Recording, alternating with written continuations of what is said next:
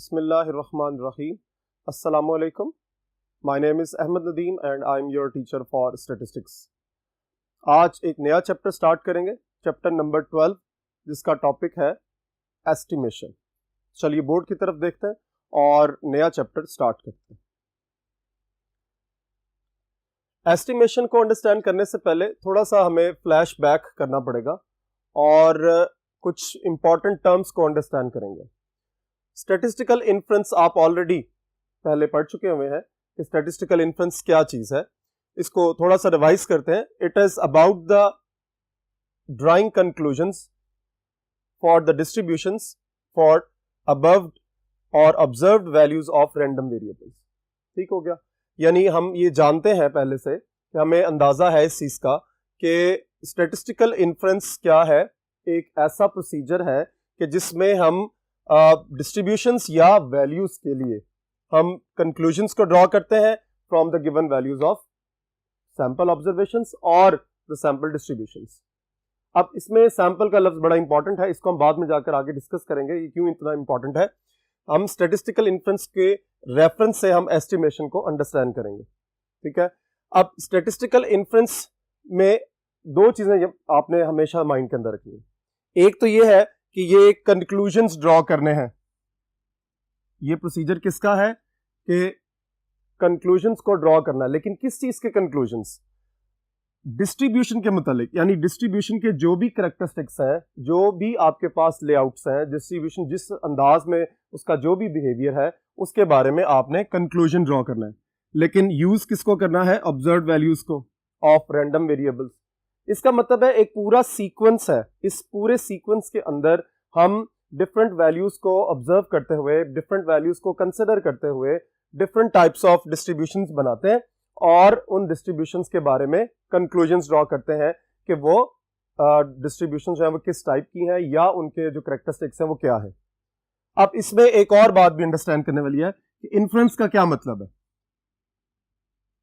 Inference का मतलब है supposed statement. ठीक है. अब ये कौन सी supposed statement है? याद रखना है कि रैंडम वैल्यूज जो आपकी आती हैं रैंडम वेरिएबल्स के थ्रू, उनसे जो डिस्ट्रीब्यूशंस बनती हैं उन डिस्ट्रीब्यूशंस के मुतालिक ये supposed statement है. ठीक है. हम इन स्टेटमेंट्स के थ्रू क्या करते हैं कि कुछ करैक्टरिस्टिक्स को चेक करते हैं, देखते हैं और फिर कंक्लूजन्स को ड्रॉ करते हैं. यानी हम ये देखते हैं कि डिस्ट्रीब्यूशन के मुतालिक जो भी स्टेटमेंट आई है क्या वो स्टेटमेंट ठीक है या गलत है. अब उस स्टेटमेंट का ठीक होना, सपोज स्टेटमेंट जो हमने ड्रॉ की है वो उसका ठीक होना किस तरह है, उसको किस तरह चेक करेंगे, ये स्टैटिस्टिकल इन्फ्रेंस के जो फर्दर प्रोसीजर्स हैं वो हमें बताते हैं. लेकिन याद रखिए कि इन डिस्ट्रीब्यूशंस के हवाले से कौन कौन से करैक्टरिस्टिक्स हो सकते हैं, उन्हीं करैक्टरिस्टिक्स को हम पैरामीटर कहते हैं. ठीक है. पैरामीटर का लफ्ज इसीलिए इस्तेमाल किया गया क्योंकि इसके साथ कंसर्न है पॉपुलेशन. क्योंकि आप जिस पर्टिकुलर सिचुएशन को अंडरस्टैंड कर रहे हैं, जिस एक्टिविटी को देख रहे हैं, उसका एग्रीगेट जो है वो क्या कहलाता है. यानी हमने पॉपुलेशन को अंडरस्टैंड किया था, it is the aggregate of subject of study. यानी जो आपका सब्जेक्ट ऑफ स्टडी है, जब उसका एग्रीगेट बना लेंगे तो that aggregate is your population. और उस पॉपुलेशन के कुछ ना कुछ पैरामीटर्स हैं, क्योंकि पॉपुलेशन के कुछ पैरामीटर्स होंगे और उन पैरामीटर्स को हम करैक्टरिस्टिक्स भी कहते हैं.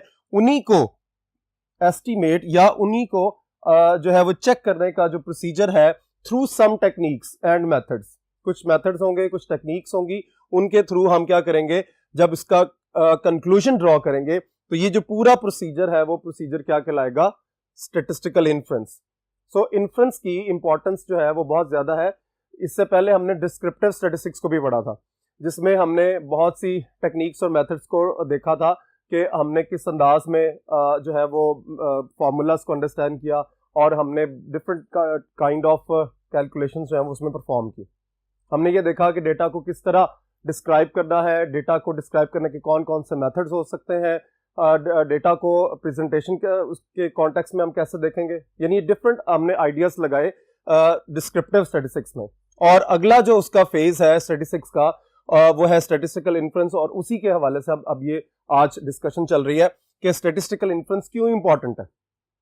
याद रखिए कि स्टैटिस्टिक्स में जब भी आप काम करेंगे तो आपके पास दो ही एरियाज हैं, मेन एरियाज, वो है डिस्क्रिप्टिव स्टैटिस्टिक्स और इन्फ्रेंशियल स्टैटिस्टिक्स। इन्फ्रेंशियल स्टैटिस्टिक्स जो है वो सपोज्ड स्टेटमेंट से स्टार्ट होने के बाद हम डिफरेंट प्रोसीजर्स को अप्लाई करते हैं, डिस्ट्रीब्यूशंस के डिफरेंट पैरामीटर्स को अंडरस्टैंड करते हैं, लेकिन याद रखना है कि ये पैरामीटर्स जो पॉपुलेशन के कॉन्टेक्स्ट में हमारे लिए इंपॉर्टेंट है, उन पैरामीटर्स को हमने किस तरह फाइंड करना है, स्टैटिस्टिकल इन्फ्रेंस ये कहता है, वो पूरा प्रोसीजर जो है वो डिफाइन करने के लिए दो अलग अलग कैटेगरीज हैं जिसको हम आगे जाकर डिस्कस करेंगे।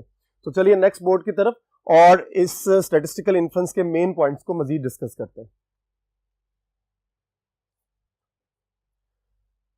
Types of statistical inference. अभी मैंने ये बात कही कि जब हम सपोज स्टेटमेंट बना लेते हैं तो उस सपोज स्टेटमेंट को चेक करने के लिए या उसके बारे में कंक्लूजन को ड्रॉ करने के लिए हमारे पास मजीद दो रास्ते बनते हैं। हमने पॉपुलेशन के पैरामीटर को एस्टिमेट करना है या पॉपुलेशन के पैरामीटर को चेक करना है या उनकी फाइंडिंग्स करनी है और उनके बारे में कंक्लूजन ड्रॉ करना है, तो हमारे पास दो रास्ते होंगे। एक है एस्टिमेशन, इसको आप जो है वो फर्दर भी अंडरस्टैंड करेंगे जो कि आज का मेन टॉपिक भी है, और दूसरा है टेस्टिंग ऑफ हाइपोथेसिस। ये हाइपोथेसिस जो है वो उसी इन्फ्रेंस के हवाले से इंपॉर्टेंट है। अब एस्टिमेशन और टेस्टिंग ऑफ हाइपोथेसिस दो रास्ते निकलते हैं, यानी ये दोनों रास्ते जो है वो स्टैटिस्टिकल इन्फ्रेंस के लिए हैं। आपने जब भी कंक्लूजन ड्रॉ करना है पॉपुलेशन के पैरामीटर्स के हवाले से, तो पॉपुलेशन के पैरामीटर्स के हवाले से आपने एस्टिमेशन को ऑप्ट करना है, ठीक है, या आपने टेस्टिंग ऑफ हाइपोथेसिस। दो आपके पास स्पेसिफिक टेक्निक्स हैं, दो आपके पास मेथड्स हैं। इन मेथड्स को यूज करने के बाद आप स्टैटिस्टिकल इन्फ्रेंस के उन स्टेप्स को फॉलो करेंगे, उन प्रोसीजर्स को फॉलो करेंगे कि जिसके तहत हमने अभी पढ़ा कि स्टैटिस्टिकल इन्फ्रेंस एक्चुअली क्या है, ठीक है। यानी आप टेस्टिंग ऑफ हाइपोथेसिस लगाएं, ये प्रोसीजर है एक पूरा, या आप एस्टिमेशन को ऑप्ट करें। दोनों सूरतों में आपने कंक्लूजन ही ड्रॉ करना है। दोनों सूरतों में आपने जो डिस्ट्रीब्यूशंस बनी है, जो कि रैंडम वेरिएबल्स के वैल्यूज के थ्रू जो डिस्ट्रीब्यूशन जनरेट हुई है, उन डिस्ट्रीब्यूशन के जो जितने भी प्रोसीजर्स होंगे वो या तो एस्टिमेशन के कॉन्टेक्स्ट में होंगे या वो टेस्टिंग ऑफ हाइपोथेसिस में होंगे। और एक्चुअली बेसिक मकसद क्या होगा स्टैटिस्टिकल इन्फ्रेंस के हवाले से, वो है पैरामीटर्स की जो उसके कैरेक्टरिस्टिक्स हैं उनके बारे में कंक्लूजन को ड्रॉ करना। अब स्टैटिस्टिकल एस्टिमेशन के नेक्स्ट हम लोग जब पढ़े, फर्स्ट जो एस्टिमेशन जो हम आज का टॉपिक भी है आपका chapter number 12, that is statistical estimation, और वो क्या है, the procedure of making judgement, यानी जजमेंट करनी है about the unknown value of population parameter. देखिए पॉपुलेशन हम ऑलरेडी इससे पहले ये डिस्कस कर चुके हैं कि पॉपुलेशन रियल लाइफ में आम तौर पर हमारे लिए काफी कॉम्प्लिकेटेड होती है और वो एग्जिस्ट नहीं करती, और उसकी वैल्यू भी फिर अननोन हुई। जब पॉपुलेशन की वैल्यूज एग्जिस्ट नहीं करेंगी तो उसके पैरामीटर्स को एस्टिमेट करना या उसके पैरामीटर्स के बारे में कंक्लूजन ड्रॉ करना काफी ज्यादा कॉम्प्लिकेटेड हो सकता है या काफी डिफिकल्ट हो सकता है।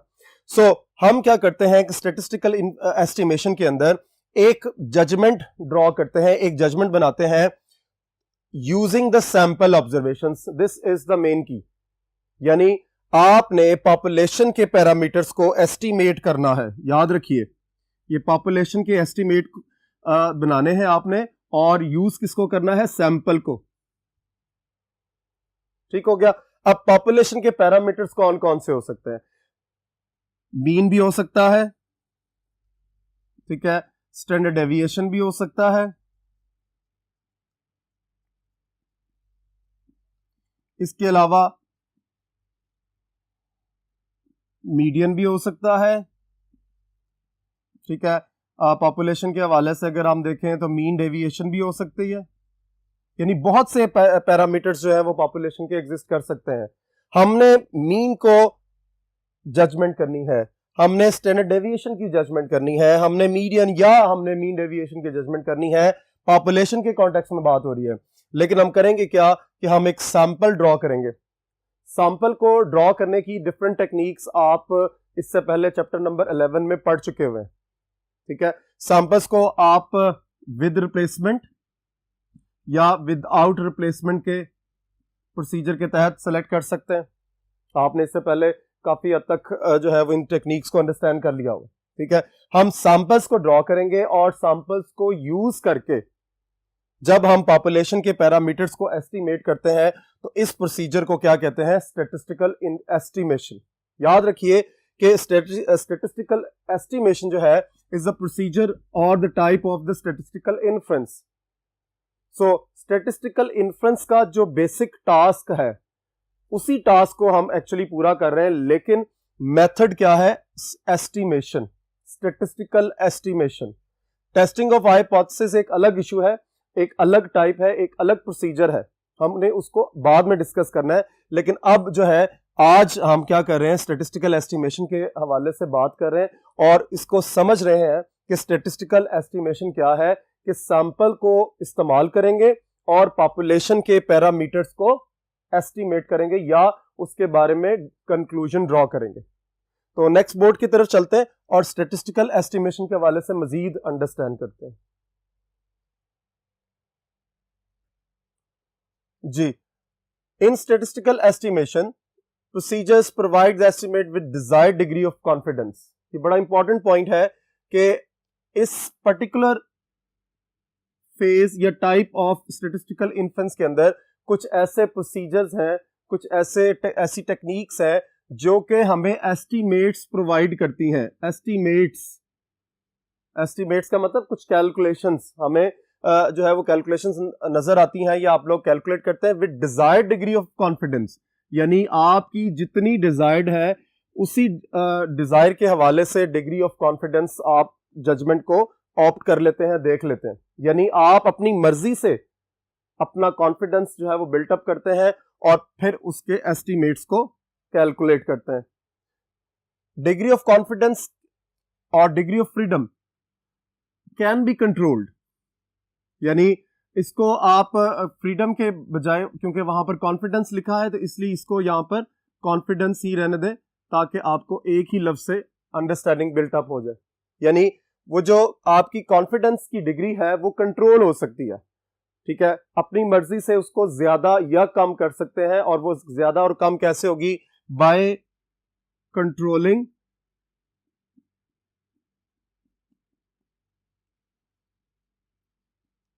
Sample size.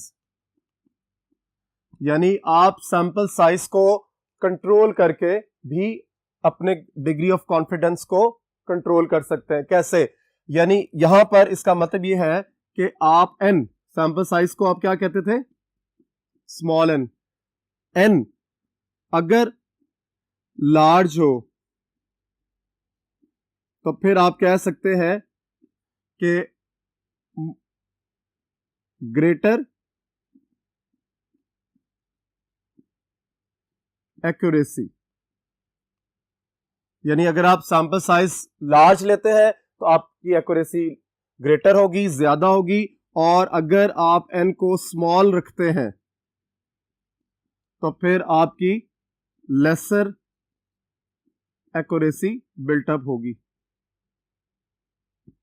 यानी इसका मतलब यह हुआ कि आपकी रिक्वायरमेंट के मुताबिक आप अपने सैंपल साइज को ऑप्ट करेंगे। अगर आप चाहते हैं कि एक्यूरेसी ज्यादा हो, आप चाहते हैं कि आपके पॉपुलेशन पैरामीटर के हवाले से जो वैल्यूज आ रही हैं वो वैल्यूज जो है वो एक्यूरेट हो या क्लोजर टू द जो आपकी पॉपुलेशन पैरामीटर की वैल्यूज है उनके बिल्कुल क्लोजर आ जाए, तो फिर आपको सैंपल साइज क्या करना पड़ेगा, बड़ा रखना पड़ेगा। ये दो बड़े इंपॉर्टेंट एमसीक्यूज है। ठीक है, कि अगर सैंपल साइज लार्ज होगा तो एक्यूरेसी ग्रेटर होगी और अगर सैंपल साइज स्मॉल होगा तो लेसर एक्यूरेसी होगी। इसका मतलब यह हुआ कि in the analysis of different activities, जो स्टैटिस्टिक्स के अंदर आप एनालिसिस परफॉर्म करते हैं, आपने ये माइंड के अंदर रखना है कि अगर आपका सैंपल साइज स्मॉल है तो फिर आपके माइंड में ये रहना चाहिए कि जो accuracy towards the population parameter है वो लेस होगी। ठीक है, अगर आप उसको इंक्रीज करना चाहते हैं तो आपको सैंपल साइज बड़ा रखना पड़ेगा, ज्यादा लेना पड़ेगा। यही वो बात है, by confidence degree of confidence can be controlled. यानी आपके अपने हाथ में है कि आप किस तरह उसको कंट्रोल कर सकते हैं। दूसरा जो पॉइंट है कि डिग्री ऑफ कॉन्फिडेंस कैसे कंट्रोल की जा सकती है, दूसरा पॉइंट है बाय यूजिंग appropriate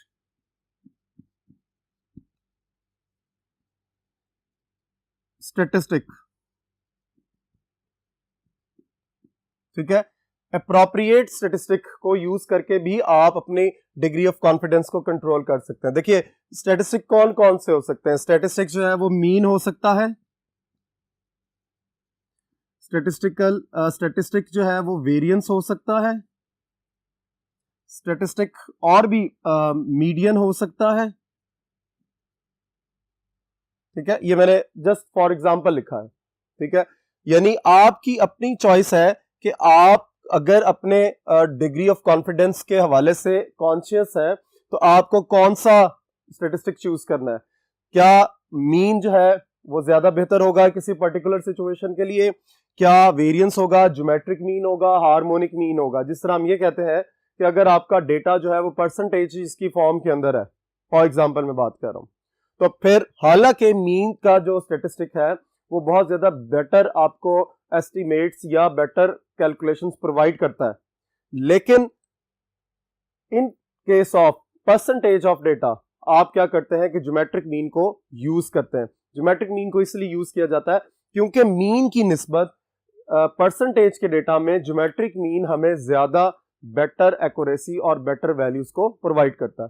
सो ये कॉम्बिनेशन है, ये अंडरस्टैंडिंग है। देखिए हमेशा से मैं यह बात स्टूडेंट्स को कहता हूं कि जो स्टेटिस्टिक्स है it is the analytical science. जितनी ज्यादा आपकी एनालिसिस के अंदर ग्रिप होगी उतना ज्यादा आपका एनालिसिस बेहतर होगा, या वाइस वर्सा भी है कि आपका अगर एनालिसिस बेहतर है इसका मतलब है आपकी एनालिटिकल स्किल्स बहुत अच्छी हैं।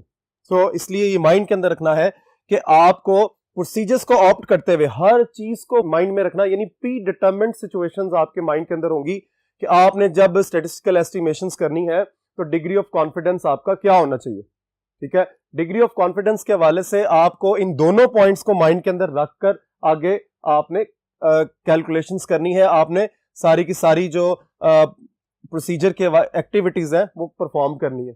ठीक है, सो दो चीजें हैं, एक तो सैंपल साइज और दूसरा है एप्रोप्रिएट स्टैटिस्टिक।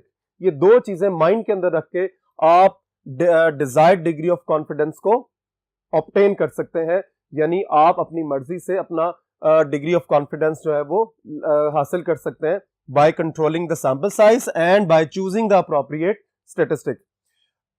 स्टैटिस्टिकल एस्टिमेशन की दो टाइप्स हैं। नंबर 1 पॉइंट एस्टिमेशन,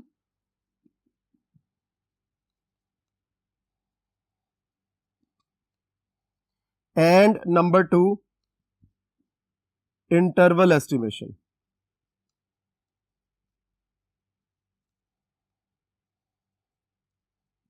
यानी यहां पे आपने अब मजीद अपने कैनवस को ओपन करना है, आपने माइंड के अंदर रखना है कि हम कहां से चले हैं। हम चले हैं इन्फ्रेंशियल स्टैटिस्टिक्स से। इन्फ्रेंशियल स्टैटिस्टिक्स की दो मेन जो है वो ब्रांचेस हैं, या आप यूं कह सकते हैं टाइप्स हैं, जिसमें से एक टाइप जो है वो स्टैटिस्टिकल एस्टिमेशन है।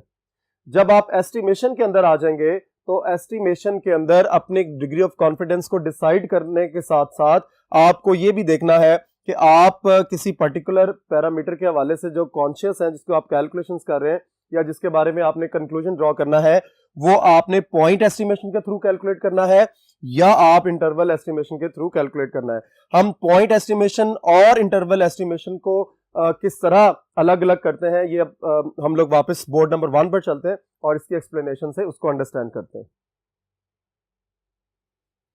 हमने इससे पहले टाइप्स ऑफ एस्टिमेशन को अंडरस्टैंड किया कि there are 2 types of statistical estimations. Number 1 is point estimation and second is interval estimation. ठीक है, अब पॉइंट एस्टिमेशन को अंडरस्टैंड करें कि पॉइंट एस्टिमेशन क्या चीज है। Point estimation is a single number from the sample, यानी सैंपल ऑब्जर्वेशन से जब हम एक सिंगल नंबर को कैलकुलेट करते हैं तो उसको हम कहते हैं पॉइंट एस्टिमेशन। देखिए पॉइंट क्या चीज है, इसको आप जनरल वे में भी अंडरस्टैंड करें। पॉइंट एक छोटा सा नुक्ता है, ठीक है। इसका मतलब ये हुआ कि यहां पर जब हम पॉइंट एस्टिमेशन की बात करेंगे तो पॉइंट एस्टिमेशन एक ऐसा प्रोसीजर होगा कि जिस प्रोसीजर के तहत हम सैंपल से एक सिंगल नंबर या सिंगल न्यूमेरिकल वैल्यू को ऑब्टेन करेंगे, ठीक है। वो प्रोसीजर क्या है, वो क्या प्रोसेस है, वो एक अलग इशू है। हम सिर्फ ये बात कर रहे हैं कि what is point estimation. So point estimation is a procedure by which we find a single number from the sample, यानी सैंपल्स को ड्रॉ करने के बाद, ये वही सैंपल्स हैं जो हमने सैम्पलिंग टेक्निक्स के अंदर लास्ट चैप्टर में अंडरस्टैंड किए थे। यानी सैंपल्स को ड्रॉ करने के बाद अगर हम हर सैंपल से सिंगल न्यूमेरिकल वैल्यू या सिंगल नंबर को कैलकुलेट करते हैं तो हम जो है वो पॉइंट एस्टिमेशन के प्रोसीजर के अंदर इन्वॉल्व है, ठीक होगी बात। अब पॉइंट एस्टिमेशन के फर्दर जो रास्ते हैं कि कौन कौन से प्रोसीजर के तहत फर्दर हमने इसके कंप्लीट करने हैं स्टेप्स को, तो वो है पहला पॉइंट एस्टिमेटर। याद रखिए कि पॉइंट एस्टिमेशन एक प्रोसीजर है कंप्लीट, और पॉइंट एस्टिमेटर जो है वो है सैंपल स्टैटिस्टिक। अब सैंपल स्टैटिस्टिक को भी हमने लास्ट चैप्टर में अच्छे तरीके से अंडरस्टैंड किया था कि स्टैटिस्टिक कौन कौन से हो सकते हैं। हमने लास्ट चैप्टर में sampling distribution of different statistic calculate की थी। हमने like sampling distribution of mean, sampling distribution of proportion, sampling distribution of difference between proportion, sampling distribution of difference between mean. So ये डिफरेंट स्टैटिस्टिक हमने जो है वो calculate किए थे। तो ये उन्हीं कैलकुलेटर जो कैलकुलेशंस की बात हो रही है कि पॉइंट एस्टिमेटर क्या चीज है, एक सैंपल स्टैटिस्टिक। वो मीन भी हो सकता है, वो वेरिएंस भी हो सकता है, वो प्रोपोर्शन भी हो सकता है। सो अब ये जो सैंपल स्टैटिस्टिक है ये both a function and a random variable with the probability distribution, यानी ये रिप्रेजेंट करेगा फंक्शन को भी और रैंडम वेरिएबल को भी, जिसकी प्रोबेबिलिटीज जो है वो हमने कैलकुलेट की है या हमने प्रोबेबिलिटीज को फाइंड कर लिया। आपको सैम्पलिंग का प्रोसीजर जो है वो माइंड के अंदर रखना पड़ेगा कि ये प्रोबेबिलिटी डिस्ट्रीब्यूशन जो है वो किस तरह बन रही है, ठीक है। सो इसका मतलब ये हुआ कि एस्टिमेटर के लिए जरूरी है कि वो एक फंक्शन भी हो और वो random variable with probability distribution भी हो। और हमने इसकी नोटेशंस को भी माइंड के अंदर रखना है कि जो पॉइंट एस्टिमेटर है, आप ये भी कह सकते हैं कि पॉइंट एस्टिमेटर एक फॉर्मूला है, ठीक है। लाइक अगर मीन के हवाले से मैं बात करता हूं तो मीन जो है वो क्या है, एक्स बार, ठीक है। इसका फॉर्मूला क्या था, सिग्मा एक्स ओवर एन, यानी वो रास्ता जिस रास्ते के तहत हमने पॉइंट एस्टिमेशन करनी है, दैट इज पॉइंट एस्टिमेटर, यानी जो एस्टिमेट करने वाला, आप इसको इस अंदाज में भी कह सकते हैं। सो हमने जो पॉइंट एस्टिमेट करना है वो क्या करना है, मैं एग्जांपल के तौर पे बात कर रहा हूं, एक्स बार के थ्रू हमने इसको कैलकुलेट करना है, मैंने एग्जांपल की है। अच्छा जी, क्योंकि ये फंक्शन भी है और इसके पास फर्दर आगे जाकर इसकी प्रोबेबिलिटी डिस्ट्रीब्यूशन भी जनरेट होती है। इसकी नोटेशंस में कैपिटल टी और कैपिटल यू हम लिखते हैं आमतौर पर, ये और भी वैल्यूज हो सकती हैं और भी इसकी नोटेशंस हो सकती हैं। तो फॉर एग्जांपल अगर टी आपका एक एस्टिमेटर है, फॉर्मूला है, याद रखना, आपने ये हिंट रखा मैंने अंडरस्टैंड करने के लिए, ठीक है। सो टी अगर आपका एक एस्टिमेटर है जो कि फंक्शन है जी का, और आपके पास जो रैंडम वेरिएबल है वो x1 x2 till xn different values के साथ वो एग्जिस्ट कर रहा है। नेक्स्ट है आपके पास पॉइंट एस्टिमेट। याद रखिए एस्टिमेटर क्या है, फॉर्मूला, और एस्टिमेट क्या है, एक स्पेसिफिक वैल्यू। यानी जब हम इस पर्टिकुलर फॉर्मूले में कुछ कैलकुलेशंस करते हैं और कैलकुलेशन करने के बाद जो आंसर एग्जिस्ट करेगा, that answer is actually the point estimate, इसीलिए इसको कहा गया स्पेसिफिक वैल्यू, ठीक है। आप इसको सिंगल वैल्यू भी कह सकते हैं, क्यों, क्योंकि ये पॉइंट एस्टिमेशन के प्रोसीजर के अंदर आ रही है। सो इसका मतलब है कि एस्टिमेटर के थ्रू जो सिंगल वैल्यू आप ऑब्टेन करेंगे, that single value is known as point estimate, ठीक है। और उसकी नोटेशन जो है वो स्मॉल टी और स्मॉल यू से डिनोट करते हैं। होप आज का लेक्चर आपको यहाँ पर अच्छे तरीके से क्लियर हो गया होगा। इन टर्म्स को जो आज के लेक्चर में हमने अंडरस्टैंड की है, इनको अच्छे तरीके से रिवाइज करें, क्योंकि इन्हीं टर्म्स ने फर्दर आगे जाकर न्यूमेरिकल क्वेश्चंस में इस्तेमाल होना है। अपना और अपनी फैमिली का ख्याल रखिए। इंशाल्लाह नेक्स्ट लेक्चर में मुलाकात होगी। अल्लाह हाफिज।